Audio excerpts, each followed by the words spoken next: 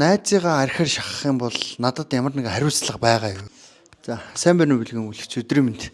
Энэ хэрвээ би одоо найзыгаа архир шахах юм бол надад ямар нэг хариуцлага байгаа юу? Ер нь.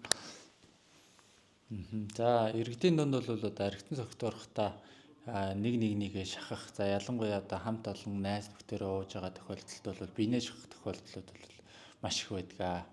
За, ингэж одоо хүсээгүй байхад нь буюу одоо уухыг хүсээгүй байхад нь биенээ шахсны улмаас одоо тухайн шахуулсан этгээд одоо согтож одоо улмаар одоо бусдад хохирол учруулсан тохиолдолд бол шахсан этгээд бол хариуцна.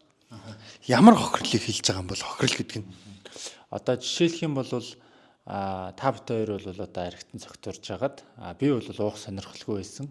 Та бол намайг бол шахсан. Би бол уувал ер нь бол одоо өөрийгөө удирдах чаддаггүй, одоо архи даадгүй ч гэдэг юм ийм нөхцөл байдалтай.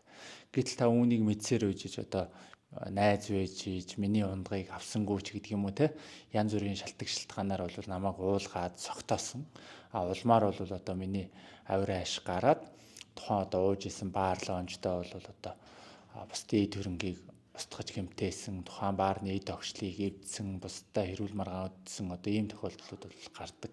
Тэгэхээр би бусдын эд хөрөнгөд хохирол учруулсан бол өөрөөр хэлбэл тань шахуусны улмаас би хохирол учруулсан бол тэр хохирлыг шахснараа та хариуцна л гэсэн үг. Тэгэхээр энэ хохирлыг нь төлөх асуудал яригдж байгаа мó эсвэл эрүүгийн хариуцлага яригдж байгаа мó? Яг хөө эрүүгийн хариуцлагын асуудал бол тустай. Өөрөөр хэлэх юм бол би бусдын эрүүл мэнд эд хөрөнгөд хохирол учруулсан бол тэр эрүүгийн хууль тогтоомжоор бол хариуцлага бол хүлээгээд явна.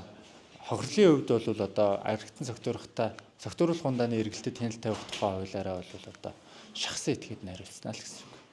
Иргэний журмаараа нэхэмжлэнэ. Иргэний журмаараа нэхэмжлээд одоо би шахуусны улмаас бусдад одоо 1 сая төгрөгийн мөнгө хохирол учруулсан бол тэрийг шахсан сумын яз руу мөнгөлж хариуцна л гэсэн.